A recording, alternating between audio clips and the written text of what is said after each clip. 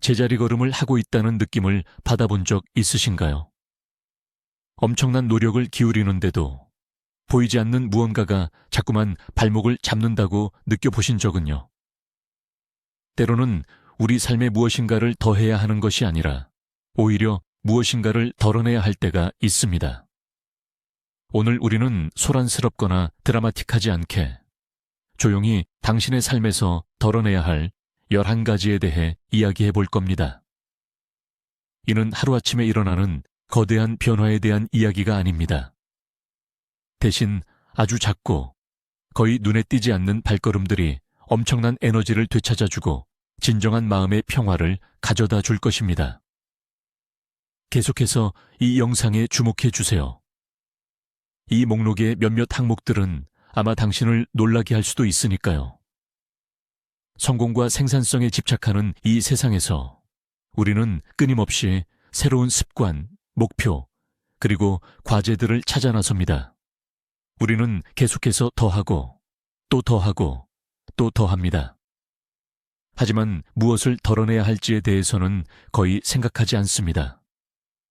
당신의 삶이 열기구라고 상상해 보세요. 더 높이 날아오르기 위해서는 때로는 더 세게 바람을 넣는 것이 아니라 불필요한 짐을 덜어내는 것이 필요합니다. 오늘 우리가 바로 이 작업을 할 것입니다. 자, 그럼 시작해 볼까요? 우리 목록의 첫 번째이자 아마도 가장 교묘한 항목은 바로 타인의 끊임없는 인정 욕구입니다. 언뜻 보면 이것은 무해해 보입니다.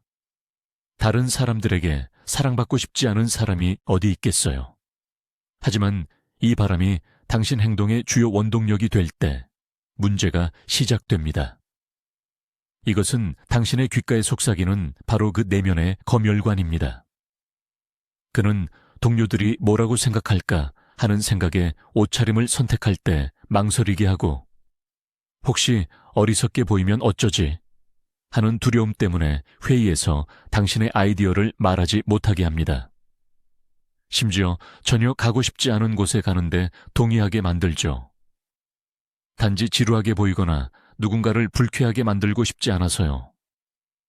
다른 사람의 의견을 당신 자신의 의견보다 우선시할 때마다 당신은 자신에게 작은 배신을 저지르는 것입니다. 당신은 마치 당신 삶의 리모컨을 다른 사람에게 넘겨주는 것과 같습니다. 당신의 힘을 내어주는 것이죠. 아이러니하게도 이 끝없는 인정 추구 속에서 당신은 가장 소중한 것, 즉 당신의 개성을 잃을 위험이 있습니다. 당신은 살아있는 진정한 사람이 아니라 타인의 기대에 대한 반영이 되는 것입니다. 현실 세계에서의 좋아요를 향한 이런 경쟁은 엄청나게 소모적입니다. 그것은 당신의 목표, 취미, 그리고 꿈에 쏟을 수 있는 정신적 에너지를 빼앗아 갑니다. 그렇다면 어떻게 하면 이것을 당신의 삶에서 조용히 제거할 수 있을까요? 요란한 선언이나 반항 없이요. 작은 것부터 시작하세요. 아주 사소한 결정이라 할지라도 결정을 내리기 전에 잠시 멈추세요. 심호흡을 하세요. 그리고 자신에게 한 가지 간단한 질문을 던져보세요. 내가 이것을 원하는가? 아니면 다른 사람들이 내게 이것을 기대한다고 생각해서 하는 것인가? 이것은 이기주의가 아닙니다. 이것은 자신에게 솔직해지는 것입니다. 점차적으로 반복해서 당신은 당신 자신의 목소리를 더 잘 듣게 될 것입니다. 당신에게 맞는 올바른 방향을 항상 알려주는 당신의 내면의 나침반이 타인의 의견 소음보다 더 크게 들릴 것입니다. 그리고 자신에게로의 이 조용한 회귀는 엄청나게 해방감을 주는 느낌일 것입니다. 자, 다음으로 넘어가죠. 우리가 삶에서 조용히 덜어내야 할 두 번째는 변화시킬 의도 없이 불평만 늘어놓는 습관입니다. 아, 이건 정말 익숙한 함정이죠. 날씨, 교통체증, 상사에 대한 불평은 거의 국민적인 스포츠와 다름없습니다. 이것은 소통의 한 형태이자 공감을 얻고 관계를 맺는 방식이 되었습니다. 불평하면 사람들은 당신을 이해하고 고개를 끄덕여주며 잠시나마 마음이 편해지는 듯한 착각에 빠지게 하죠. 하지만 이건 단지 착각일 뿐입니다. 사실 모든 불평은 당신을 제자리에 묶어두는 작은 닭과 같습니다. 그것은 당신을 눈에 띄지 않게, 그러나 확실하게 희생자 역할에 고정시킵니다. 당신은 상황을 통제하는 사람이 아니라 단지 상황이 닥쳐오는 사람일 뿐입니다. 이것은 무력감의 자세죠. 게다가 불평은 당신의 생명 에너지를 빨아먹습니다. 그것은 당신의 뇌가 부정적인 것을 계속해서 찾고 인식하도록 프로그래밍합니다. 나쁜 것에 더 집중할수록 주변에서 더 많은 나쁜 것을 보게 됩니다. 이것은 일시적인 안도감과 장기적인 무기력함 외에는 아무것도 가져다 주지 않는 자기 강화적인 우울의 순환입니다. 불평은 행동의 대용품입니다. 그것은 문제를 해결하기 위해 무언가 하고 있다는 느낌을 주지만 사실 당신은 단지 허공에 에너지를 낭비하고 있을 뿐입니다. 그렇다면 이 늪에서 어떻게 벗어날 수 있을까요? 조용히, 그리고 불필요한 드라마 없이 말이죠. 우리는 당신이 로봇이나 늘 웃는 낙천주의자가 되라고 요구하는 것이 아닙니다. 불만을 표현하는 것은 지극히 정상입니다. 가장 중요한 것은 그 표현의 목적을 바꾸는 것입니다. 당신 자신을 위해 간단하지만 강력한 규칙 하나를 도입하세요. 그것을 다음 단계의 규칙이라고 부르겠습니다. 그 규칙은 이렇습니다. 불평을 입 밖에 내려고 한다면 그 직후에 문제 해결을 위한 최소한의 작은 한 걸음을 제안해야 합니다. 또는 구체적인 도움을 요청해야 합니다. 예를 들어 이 일 정말 지겹다는 말 대신에 이렇게 말해보세요. 이 일이 저를 지치게 하네요. 오늘 저녁에 30분 정도 시간을 내서 제 이력서를 업데이트해야겠어요. 차이가 느껴지시나요? 첫 번째 문장은 마침표입니다. 두 번째 문장은 행동이 뒤따르는 말 줄임표인 셈이죠. 상사가 또 불가능한 임무를 줬어 라고 말하는 대신 동료에게 이렇게 말할 수 있습니다. 이 과제는 좀 비현실적인 것 같아요. 어떻게 접근하면 좋을지 아이디어 있으세요? 당신은 즉시 희생자 모드에서 해결책 탐색 모드로 전환됩니다. 이것은 작은 변화이지만 모든 것을 바꿉니다. 당신은 단순히 에너지를 낭비하는 것을 멈추고 삶을 개선하는 데 투자하기 시작하는 것입니다. 좋습니다. 이제 세 번째 포인트로 넘어가겠습니다. 이건 모두가 말은 하지만 실제로 맞서 싸우는 사람은 많지 않은 문제입니다. 우리는 소셜미디어 속 화려한 이미지와 자신을 끊임없이 비교하는 습관을 조용히 삶에서 지워나가야 합니다. 네, 우리는 모두 이것이 해롭다는 것을 알고 있습니다. 하지만 좀 더 깊이 들여다봅시다. 이것은 단순히 다른 사람의 사진을 보는 것 이상입니다. 이것은 결코 이길 수 없는 게임에 의식적으로 참여하는 것과 같습니다. 왜냐고요? 당신은 자신의 무대 뒤편을 다른 사람의 무대 앞과 비교하고 있기 때문입니다. 당신은 다른 사람의 필터링되고 신중하게 선택되고 편집된 삶의 버전을 보고 있는 겁니다. 그건 최고의 순간들, 가장 잘 나온 사진들, 가장 빛나는 미소들 뿐이죠.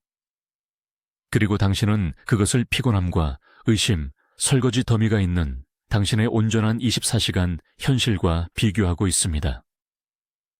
이것은 자신에게 너무나 불공평한 일입니다.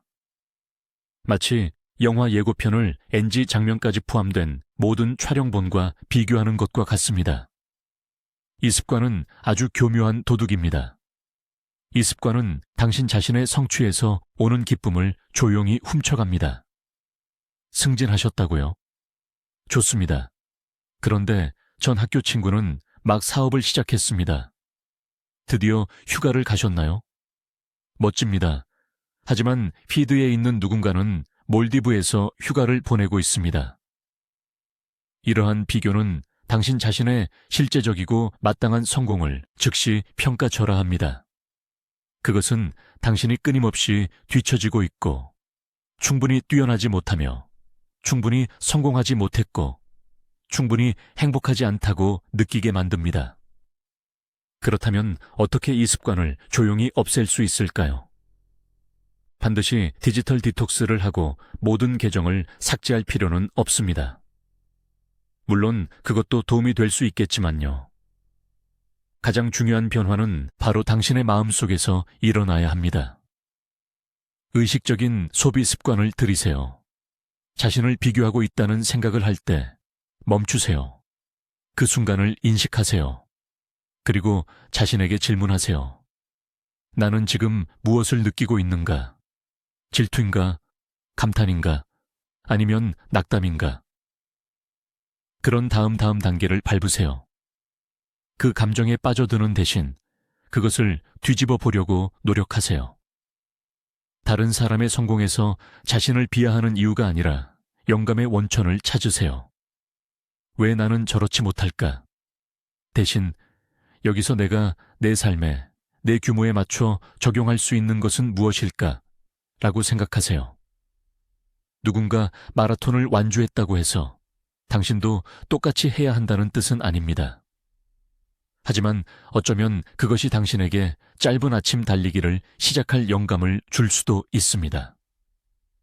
그리고 가장 중요한 것은 아무에게도 알리지 않고 조용히 당신 자신의 승리를 기록하기 시작하는 것입니다.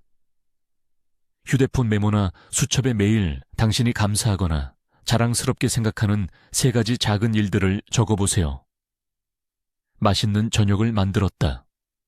책 1장을 다 읽었다. 동료를 도왔다 같은 것들이요. 이 간단한 행동은 느리지만 확실하게 당신의 초점을 다시 설정할 것입니다. 당신은 다른 사람과 비교하는 대신 어제의 당신 자신과 비교하기 시작할 겁니다. 그리고 그것이 진정으로 의미 있는 유일한 비교입니다. 우리가 열기구에서 조용히 덜어내야 할 4번째 짐은 바로 우리를 마비시키는 완벽주의입니다. 완벽주의는 매우 교활한 적입니다.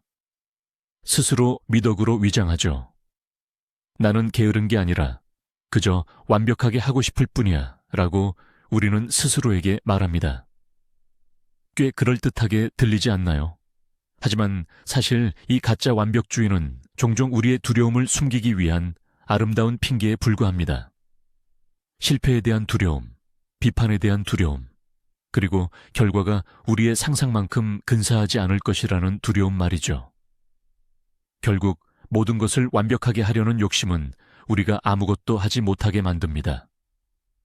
우리는 끝없이 계획하고 다듬고 완벽한 순간을 기다리고 관련 서적을 또 한 권 읽습니다. 하지만 정작 중요한 실행에는 한 발도 나아가지 못하죠. 완벽한 프로젝트는 머릿속에만 머물고 완벽한 책은 쓰이지 않으며 완벽한 사업은 시작조차 못합니다. 결국 완벽주의는 최고 수준의 미루기가 되는 셈입니다.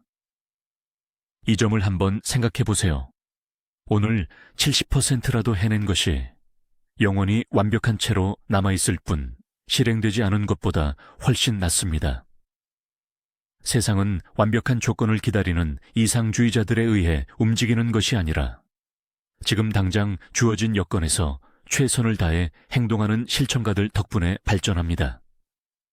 그렇다면 이 내면의 폭군과 어떻게 조용히 싸워 이길 수 있을까요? 완벽주의에 대고 굳이 전쟁을 선포할 필요는 없습니다. 대신 이 정도면 충분해라는 개념과 친구가 되세요. 첫째, 스스로에게 엄격한 마감 기한을 설정하세요. 개인적인 프로젝트라고 해도 예외는 없습니다. 마감 기한은 세부 사항을 다듬는데 시간을 낭비하지 않고 그저 작업을 끝내는 데 집중하도록 만듭니다. 둘째, 5분 규칙을 활용하세요. 만약 거대한 작업을 시작하는 것이 두렵다면 자신에게 딱 5분만 그 일에 매달려 보겠다고 약속하세요. 5분 정도는 누구라도 해낼 수 있습니다. 이 규칙의 핵심은 가장 어려운 부분이 바로 시작이라는 점입니다. 일단 과정에 몰입하면 멈추기가 더 어려워질 겁니다. 그 5분은 종종 15분, 그리고 이어서 30분으로 늘어나게 될 테니까요. 셋째, 실수에 대한 태도를 바꾸세요. 실수는 당신의 무능력을 증명하는 사형 선고가 아닙니다. 그것은 그저 데이터일 뿐입니다. 무엇을 고쳐야 할지 알려주는 현실의 피드백이죠. 인류의 가장 위대한 발명과 발견들은 단 한 번의 시도로 이루어지지 않았습니다. 그것들은 수백, 수천 번의 완벽하지 않은 실험들이 쌓여 만들어진 결과입니다. 조용히 자신에게 완벽하지 않아도 된다고 허락하세요. 초안을 쓰고 시험판을 내놓고 실수를 할 권리를 스스로에게 부여하세요. 그렇게 하면 얼마나 많은 에너지와 자유가 솟아나는지 느끼게 될 겁니다. 그리고 가장 중요한 것은 마침내 행동을 시작하게 될 거라는 점입니다. 이제 5번째 항목입니다. 그리고 이것은 아마도 가장 다루기 힘든 부분일 겁니다. 바로 여러분이 마음속에 품고 다니는 앙금, 즉 미움과 원망입니다. 여러분의 뇌를 한번 상상해 보세요. 마치 수많은 브라우저 탭이 열려있는 컴퓨터와 같습니다. 여기서 앙금은 바로 가장 많은 시스템 자원을 잡아먹는 탭입니다. 다른 일을 하려고 할 때도 끊임없이 백그라운드에서 작동하죠. 계속해서 똑같은 고통스러운 과거의 장면을 재생하고 여러분의 작업 기억과 에너지를 엄청나게 소모시킵니다. 이렇게 열려있는 탭 때문에 다른 중요한 과정들이 버벅거리기 시작합니다. 현재를 즐기는 기쁨, 새로운 사람들을 신뢰하는 능력, 일이나 공부에 집중하는 힘 등 말이죠. 여러분은 그 탭을 상대방에게 보여주며 네가 내 시스템을 이렇게 망쳤어 라고 외칠 순간만을 기다릴지도 모릅니다. 하지만 사실 상대방은 이미 오래전에 자신의 브라우저를 닫고 그 일조차 기억하지 못할 가능성이 큽니다. 오직 여러분만이 혼자서 멈춰버린 컴퓨터를 붙잡고 씨름하며 시간을 낭비하고 있는 셈이죠. 바로 그렇기 때문에 우리는 해방에 대해 이야기하는 겁니다. 용서는 다른 사람을 위한 것이 아닙니다. 바로 여러분 자신을 위한 것입니다. 그것은 모든 것이 괜찮았다고 말하거나 나쁜 행동을 정당화하는 것이 아닙니다. 절대로 아닙니다. 용서란 그저 그 에너지 소모적인 탭에 커서를 가져다 대고 X 버튼을 누르는 것과 같습니다. 이것은 여러분 자신의 영혼을 위한 기술적인 유지보수 작업입니다. 여러분은 바이러스를 옹호하는 것이 아니라 그저 시스템 전체가 다시 빠르고 효율적으로 작동할 수 있도록 하드 드라이브에서 삭제하는 것뿐입니다. 그렇다면 이 일을 어떻게 조용히 그리고 자신을 위해 할 수 있을까요? 정산하기 기법을 시도해 보세요. 종이 한 장을 꺼내세요. 그리고 모든 것을 써내려가세요. 어떤 검열도 없이 말이죠. 모든 아픔, 모든 불공평함, 하고 싶었지만 하지 못했던 모든 말들을요. 마치 상대방에게 입은 피해에 대해 청구서를 발행한다고 상상해 보세요. 다 마쳤다면 새 종이를 한 장 꺼내세요. 그리고 자신에게 하는 결심을 하나 적으세요. 예를 들면 나는 이 아픔을 인정한다. 그것은 실제로 존재했던 일이다. 하지만 지금 이 순간부터 나는 이 계좌를 닫는다. 나는 더 이상 이 아픔에 내 시간, 건강, 행복을 지불하지 않을 것이다. 나는 내 에너지를 되찾아 올 것이다. 라고요. 그리고 나서 첫 번째 종이, 즉 청구서가 적힌 그 종이를 파괴하세요. 태우든 찢든 완전히 없애버리세요. 그 탭을 영원히 닫으세요. 자신에게 앞으로 나아갈 자유를 선물하세요. 그럼 우리가 없애야 할 목록의 6번째 항목입니다. 이것은 마음속으로는 아니오라고 외치고 싶지만 입으로는 네라고 말하는 습관입니다. 이것은 아주 흔한 사회적 함정입니다. 우리는 이기적으로 보이지 않기 위해 네라고 말합니다. 갈등을 피하기 위해 네라고 말합니다. 사랑받고 인정받기 위해 내라고 말합니다. 결국 우리는 우리 자신의 시간, 에너지, 그리고 마음의 평화를 대가로 다른 사람의 인정을 사는 것입니다. 그리고 이것은 아주 나쁜 거래입니다. 이렇게 억지로 하는 내 하나하나는 자신에 대한 작은 배신입니다. 마치 미래의 자신에게서 빌리는 작은 빚과 같습니다. 처음에는 아무렇지도 않게 느껴집니다. 하지만 이 빚들은 쌓입니다. 그리고 어느 날 문득 당신은 빚더미에 앉아있는 자신을 발견하게 될 것입니다. 번아웃되어 있고 짜증이 나 있고 자신의 삶이 더 이상 자신의 것이 아니라고 느끼게 될 것입니다. 남의 스케줄에 맞춰 남의 목표를 위해 살고 있는 것이죠. 아니오라고 말하는 법을 배우는 것은 냉정하고 무관심한 사람이 되는 것을 의미하지 않습니다.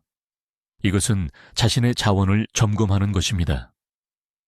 당신의 시간, 당신의 에너지, 당신의 관심은 무한한 자원이 아닙니다. 그리고 당신은 그것들을 어디에 사용할지 온전히 결정할 권리가 있습니다. 조용하고 단호한 아니오는 자기 존중의 표현입니다. 당신의 필요도 다른 사람의 필요만큼 중요하다는 선언입니다. 그럼 어떻게 하면 큰 무리 없이 이 연습을 시작할 수 있을까요? 첫째로, 어떤 사람의 부탁을 거절하는 것은 그 사람 자체를 거부하는 것과 같지 않다는 것을 인식하세요. 당신은 구체적인 요청을 거절하는 것이지 그 사람 자체를 거부하는 것이 아닙니다. 이것이 핵심적인 차이입니다. 둘째로, 샌드위치 화법을 사용하세요. 긍정적인 말로 시작하고 그 다음 거절 의사를 밝힌 후 긍정적 또는 중립적인 말로 마무리하세요. 예를 들면 저를 생각해 주시고 초대해 주셔서 정말 감사합니다. 죄송하지만 이번 토요일은 도저히 안 될 것 같아요. 이미 다른 약속이 있어서요. 하지만 즐거운 시간 보내시길 바랍니다. 이것은 거절을 부드럽게 만들면서도 단호함은 유지합니다. 셋째로, 이것만 기억하세요. 당신이 누군가에게 마땅한 아니오를 말할 때마다 자신에게 중요한 무언가에 네라고 말하는 것입니다. 휴식의 네, 자신의 프로젝트의 네, 가족과의 시간의 네, 그리고 내면의 평화에 네를 말하는 것입니다. 그리고 이것이야말로 정말로 중요한 네입니다. 조용히 우리 삶에서 지워야 할 7번째는 바로 쉬는 것에 대한 죄책감입니다. 생산성과 성공에 집착하는 우리 문화에서 휴식은 게으름의 상징처럼 여겨질 때가 많습니다. 아무것도 하지 않는 것은 거의 죄악처럼 느껴지기도 하죠. 우리는 어릴 때부터 끊임없이 무언가에 몰두하고 끊임없이 목표를 향해 달려가야 한다고 배워왔습니다. 그래서 아무것도 하지 않고 가만히 앉아있는 자신을 발견하면 마음속에는 불안한 죄책감이 스멀스멀 기어들어오기 시작합니다. 지금 일해야 하는데, 공부라도 해야 할 텐데, 청소라도 할 걸. 익숙한 생각인가요? 하지만 이런 내면의 비판적인 목소리는 과학적으로도 또 가장 성공한 사람들의 경험으로도 증명된 단순한 진실 하나를 외면합니다. 바로 휴식은 일의 반대가 아니라 일의 필수적인 부분이라는 사실입니다. 마라톤 선수를 한번 떠올려 보세요. 과연 그가 하루 24시간 내내 훈련만 할까요? 아닙니다. 그는 회복, 수면, 그리고 올바른 영양 섭취가 훈련만큼이나 승리에 중요하다는 것을 잘 알고 있습니다. 근육이 성장하고 강해지려면 반드시 휴식이 필요하죠. 우리의 뇌와 창의력도 마찬가지입니다. 쉬는 동안 여러분은 시간을 낭비하는 것이 아닙니다. 오히려 시간을 투자하는 것입니다. 뇌가 정보를 처리하고 재충전하며 새롭고 기발한 해결책을 찾을 기회를 주는 거죠. 가장 기발한 아이디어는 종종 우리가 문제에 골몰할 때가 아니라 샤워를 하거나 산책을 하거나 편안하게 쉴 때처럼 긴장이 풀린 상태에서 찾아옵니다. 그렇다면 어떻게 해야 이 아무것도 하지 않는 것에 대한 죄책감에서 조용히 벗어날 수 있을까요? 휴식을 일만큼이나 진지하게 대하기 시작하세요.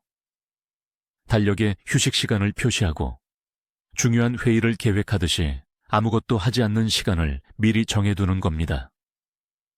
이렇게 계획의 일부가 되면 죄책감은 자연히 사라집니다. 여러분은 게으른 것이 아니라 일정의 중요한 한 부분을 수행하고 있는 거니까요. 또 다른 방법은 표현을 바꾸는 것입니다. 나는 지금 아무것도 안 하고 있어 대신에 나는 지금 에너지를 회복하고 있어 또는 배터리를 충전 중이야 라고 스스로에게 말해보세요. 말에는 엄청난 힘이 있습니다. 단어를 바꾸는 것만으로도 그 행동에 대한 여러분의 태도를 바꿀 수 있습니다. 그리고 기억하세요. 여러분은 로봇이 아니라 사람입니다.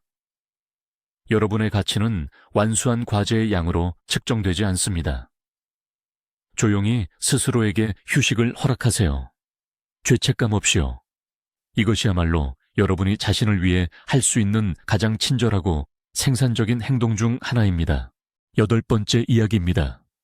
아주 단순하고 일상적인 것처럼 보일 수 있지만 이것이 우리의 정신 건강에 미치는 영향은 엄청납니다. 우리는 조용히 물리적, 디지털 잡동사니를 정리합니다. 주위를 둘러보세요. 서류로 뒤덮인 책상, 수년 동안 입지 않은 옷들이 튀어나오는 옷장, 수십 개의 열린 브라우저 탭, 읽지 않은 수백 통의 이메일, 휴대폰에 있는 수천 장의 불필요한 사진들. 이 모든 것이 단순히 지저분한 것이 아닙니다. 이것은 끊임없는 시각적 소음입니다. 불필요한 물건 하나하나, 바탕화면의 아이콘 하나하나, 알림 하나하나가 우리의 주의를 끌려하고 자신도 모르는 사이에 정신적 에너지를 소모시키는 작은 방해 요소입니다. 우리 뇌는 이 모든 것을 무의식적으로 인지합니다. 주변의 무질서는 머릿속의 무질서를 만들고 유지합니다. 이는 집중을 방해하고 무의식적인 불안감을 유발하며 상황이 통제 불능이라는 느낌을 줍니다. 정리정돈은 단순히 청소가 아닙니다. 이것은 일종의 명상입니다. 이는 주변 환경을 통제하고 결과적으로 자신의 내면 상태를 통제하는 방법입니다. 낡고 불필요한 것을 버릴 때 물리적 공간뿐만 아니라 정신적 공간도 새로운 것, 중요한 것, 필요한 것을 위해 비워지는 것입니다. 그렇다면 일주일 내내 하는 대청소처럼 느껴지지 않게 조용히 시작하는 방법은 무엇일까요? 한 상자 정리법을 활용해 보세요. 평범한 종이 상자 하나를 준비합니다. 그리고 매일 10일 1호분 동안 집안을 돌아다니며 필요 없는 것, 고장난 것, 나쁜 기억을 떠올리게 하는 것, 혹은 단순히 공간을 어지럽히는 모든 것을 그 상자에 담으세요. 상자가 가득 차면 그냥 내다 버리세요. 복잡한 결정을 내릴 필요 없이 그저 공간을 비우는 겁니다. 디지털 세상도 마찬가지입니다. 어차피 읽지도 않는 불필요한 뉴스레터 구독을 해지하는데 10분을 투자하세요. 지난 한 달 동안 사용하지 않은 앱을 휴대폰에서 삭제하세요. 지금 당장 필요한 탭을 제외하고는 브라우저의 모든 탭을 닫으세요. 이것은 작고 거의 눈에 띄지 않는 행동들입니다. 하지만 이들의 누적 효과는 놀랍습니다. 숨쉬기가 훨씬 편안해지는 것을 느낄 수 있을 겁니다. 생각이 더욱 명료해지는 것을 느낄 수 있을 겁니다. 그리고 삶에 더 많은 질서와 평온함이 찾아오는 것을 느낄 수 있을 겁니다. 조용한 정리정돈은 자신의 기분과 삶을 개선하는 가장 빠른 방법 중 하나입니다. 9번째. 그리고 이것은 여러분이 24시간 내내 대화하는 가장 중요한 상대에 관한 것입니다. 우리는 자기 자신과의 부정적인 대화를 조용히 없애는 것입니다. 바로 여러분의 내면의 비판자, 즉 여러분의 행동을 끊임없이 평가하는 머릿속 목소리 말입니다. 안타깝게도 많은 사람에게 이 목소리는 다정한 친구가 아니라 가혹하고 까다로운 심판자입니다. 그는 이렇게 말합니다. 아, 또 망쳤네. 넌 절대 못해. 바보 같아 보여. 왜 쟤처럼 못해? 이 목소리는 모든 실수를 지적하고 모든 실패를 과장하며 모든 성과를 평가절하합니다. 만약 우리 친구 중 누군가가 이런 식으로 말한다면 우리는 그와의 관계를 진작에 끊었을 겁니다. 그런데도 우리는 왜 이 목소리가 머릿속에서 거침없이 울려 퍼지도록 내버려 둘까요? 이 끊임없는 자기 비판의 흐름은 낮은 자존감, 불안, 우울증으로 가는 지름길입니다. 날아오르려고 시도하기도 전에 날개를 꺾어버립니다. 여러분이 무능력하다고 확신시키고 새로운 것을 시도하는 것을 두려워하게 만듭니다. 그렇다면 어떻게 하면 이 내면의 폭군을 조용히 잠재울 수 있을까요? 첫 번째 단계는 자각입니다. 그 목소리를 그저 알아차리기 시작하세요. 자기 자신에 대한 부정적인 생각에 사로잡혔을 때 자신을 탓하지 마세요. 그저 속으로 아하, 내면의 비판자가 또 시작했군 하고 알아채세요. 단순한 관찰만으로도 그 목소리의 힘을 일부 잃게 됩니다. 두 번째 단계는 질문하기입니다. 그 목소리가 넌 못해 라고 말할 때 이렇게 물어보세요. 무슨 증거가 있지? 나 이전에 어려운 일들을 잘 해냈잖아. 그와 대화하고 그의 주장을 의심하세요. 종종 그 비판자에게는 두려움 외에 실제적인 근거가 전혀 없다는 사실을 알게 될 것입니다. 그리고 세 번째, 가장 강력한 단계입니다. 여러분이 진정으로 사랑하고 존경하는 사람, 예를 들어 자녀, 가장 친한 친구, 배우자를 상상해 보세요. 이제 생각해 보세요. 방금 자신에게 했던 똑같은 말을 그 사람에게도 할 수 있을까요? 아마 아닐 겁니다. 대신 지지, 격려, 공감의 말을 건넬 것입니다. 자, 이제 가장 소중한 사람에게 말하듯이 자신에게 조용히 말을 걸기 시작하세요. 자기 연민을 실천하세요. 나는 정말 실패자야 대신 그래, 오늘은 힘든 날이었어. 하지만 내가 할 수 있는 건 다 했어. 내일 다시 시도해 볼 거야. 라고 말하세요. 자기 비판에서 자기 지지로의 이러한 변화는 여러분 내면에서 조용히 일어나는 혁명이지만 외부의 모든 것을 완전히 바꿀 것입니다. 10번째 항목입니다. 이것은 가장 똑똑한 사람들도 빠지기 쉬운 아주 흔한 사고방식의 함정입니다. 우리는 완벽한 순간을 기다리는 것을 우리 삶에서 조용히 지워버립니다. 운동은 월요일부터 시작해야지. 사업은 돈 충분히 모이면 시작해야지. 책은 아이들이 다 크고 시간이 좀 더 생기면 써야지. 승진 요청은 이 프로젝트 마치고 내 가치를 증명한 다음에 해야지. 우리는 어떤 신화적인 완벽한 순간을 기다리며 끊임없이 삶을 뒤로 미룹니다. 모든 조건이 완벽하고 우리가 완전히 준비될 그 순간을 말이죠. 하지만 가혹한 진실은 완벽한 순간은 존재하지 않는다는 것입니다. 절대로요. 항상 뭔가 부족하거나 어떤 장애물, 의심, 시간이나 자원의 부족함이 있을 것입니다. 완벽한 순간을 기다리는 것은 시작하는 것에 대한 우리의 두려움, 실수할까봐 하는 두려움, 준비되지 않았을까봐 하는 두려움에서 비롯된 아주 정교한 형태의 미루기일 뿐입니다. 기다리는 동안 삶은 흘러갑니다. 기회는 놓쳐지고 꿈은 먼지로 뒤덮입니다. 나무를 심기에 가장 좋은 시기는 20년 전이었습니다. 두 번째로 좋은 시기는 바로 오늘입니다.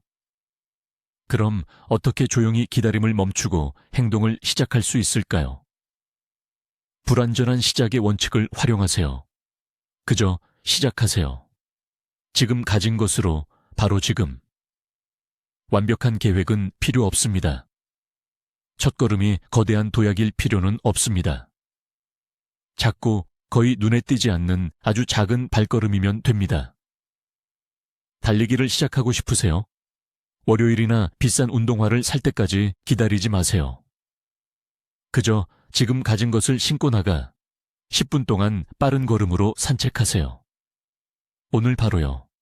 책을 쓰고 싶으세요. 영감이 떠오를 때까지 기다리지 마세요. 문서를 열고 단 한 달락만 쓰세요. 딱 한 달락요. 핵심은 행동이 동기를 낳는다는 것입니다. 그 반대가 아니라요. 우리는 행동을 시작하기 위해 먼저 동기가 필요하다고 자주 생각합니다. 하지만 실제로는 정반대입니다. 첫걸음을 내딛는 순간 첫 번째 피드백과 첫 번째 작은 결과를 얻게 됩니다. 그리고 이것이 여러분 안에 다음 단계로 나아가게 하는 불꽃을 지핍니다. 조용히 완벽한 순간이라는 환상에서 벗어나세요. 여러분이 꿈꾸는 삶을 시작하기에 가장 좋은 순간은 바로 지금입니다. 지금 가진 것으로, 지금 처한 상황에서요. 그저 첫걸음을 내디드세요. 마지막으로 우리의 마음 정리 작업에 활용 점정을 찍을 11번째 항목입니다. 바로 삶에서 과도하게 설명하고 자신의 결정을 정당화하려는 습관을 조용히 없애는 것입니다. 당신은 직장을 바꾸기로 결정했습니다. 그러자마자 친구와 가족들에게 이전 직장이 왜 나빴는지, 새 직장이 왜 올바른 선택인지 장황하게 설명할 필요성을 느낍니다. 동창회에 가지 않기로 했습니다. 아무도 당신을 나쁘게 생각하지 않도록 변명으로 가득 찬 장문의 글을 쓰죠. 그저 집에서 저녁을 보내고 싶은데 배 가기 싫어서 복잡한 이유를 지어내기 시작합니다. 그저 고맙지만 오늘은 제가 빠질게요 라고 말하는 대신 말이죠. 왜 우리는 이런 행동을 할까요? 이건 역시 처음부터 이야기했던 불안감과 타인의 인정에 대한 욕구에서 비롯됩니다. 우리는 마치 주변 사람들에게 우리 자신의 결정을 내릴 허락을 구하는 것 같습니다. 우리의 선택이 옳고 좋고 합리적인지 확인받으려 합니다. 단순히 우리의 결정을 알리면 비난받거나 오해받을까 두려워하죠. 하지만 중요한 건 이겁니다. 당신은 누구에게도 당신의 삶에 대해 보고할 의무가 없습니다. 당신 자신, 당신의 경력, 당신의 시간, 그리고 당신의 가치관에 관한 당신의 결정은 오직 당신의 것입니다. 그게 다입니다. 과도한 설명은 당신의 에너지를 소모할 뿐만 아니라 당신의 입지를 약화시킵니다. 이는 마치 나는 내 선택에 대해 완전히 확신하지 못하니 제발 승인해 주세요라고 말하는 것과 같습니다. 이는 불필요한 조언, 비판, 그리고 당신을 설득하려는 시도에 문을 열어줍니다. 그렇다면 이 습관을 어떻게 조용히 없앨 수 있을까요? 정보 다이어트를 실천하십시오. 사람들에게 필요한 만큼만 정보를 공유하세요. 그 이상은 필요 없습니다. 해고 이유에 대한 장황한 설명 대신 그냥 저는 경력에서 다음 단계로 나아가기로 결정했고 새로운 제안을 받아들였습니다 라고 말하십시오. 오지 못하는 복잡한 변명 대신 초대해 주셔서 감사하지만 이번에는 참석하기 어려울 것 같아요 라고 말하십시오. 간단하고 짧은 답변에 편안함을 느끼는 법을 배우십시오. 아니요, 괜찮아요. 제가 그렇게 결정했어요. 그게 저에게 더 편해요. 이것은 무례함이 아닙니다. 이것은 자신감입니다. 이는 당신이 자신과 당신의 선택을 신뢰하고 있다는 조용한 선언입니다. 당신은 당신 삶의 선장입니다. 그리고 당신은 키를 돌릴 때마다 모든 승객의 승인을 받을 필요가 없습니다. 이것은 당신의 여정입니다. 그리고 당신은 당신의 항로를 선택할 완전한 권리가 있습니다. 자, 여기에 핵심이 있습니다. 이 모든 것이 어떻게 연결되어 있는지 아시겠어요? 타인의 인정 욕구는 여러분을 내라고 말하게 하고 변명하게 만듭니다. 자신을 남과 비교하는 습관은 부정적인 자기 대화를 낮춰. 그리고 실수에 대한 두려움, 즉 완벽주의는 내면의 비판적인 목소리에 의해 커지며 결코 오지 않을 완벽한 순간을 기다리게 합니다. 이것은 조용히 여러분의 에너지를 고갈시키는 악순환입니다. 여기서 가장 강력한 점은 이런 것들에서 벗어나기 위해 누구에게도 아무것도 증명할 필요가 없다는 것입니다. 드라마를 만들거나 거창하게 선언할 필요도 없죠. 이것은 여러분의 조용하고 내면적인 혁명입니다. 이런 것들을 하나씩 내려놓으면서 여러분은 무언가를 잃는 것이 아니라 오히려 얻게 됩니다. 자유와 에너지, 그리고 가장 중요한 것은 진정한 자신을 찾게 되죠. 이것은 이기심이 아닙니다. 이것은 여러분의 내면 세계를 위한 필수적인 보살핌입니다. 이 11가지를 내려놓는 것은 결코 포기가 아닙니다. 오히려 해방입니다. 기쁨, 창의성, 내면의 평화, 그리고 여러분을 있는 그대로 받아들이는 사람들과 같은 진정으로 중요한 것들을 위한 공간을 만드는 것이죠. 자신에게, 진정한 욕구에, 그리고 내면의 평온함에 다시 집중하는 것입니다. 이 영상을 끝까지 시청해 주셔서 감사합니다. 이 영상이 유익했고 생각할 거리를 주었다면 좋아요를 누르고 채널을 구독하여 새로운 영상을 놓치지 마세요.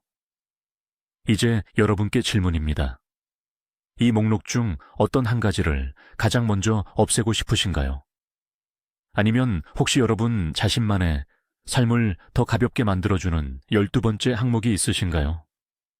아래 댓글로 여러분의 의견을 나눠주세요. 함께 이야기해봅시다.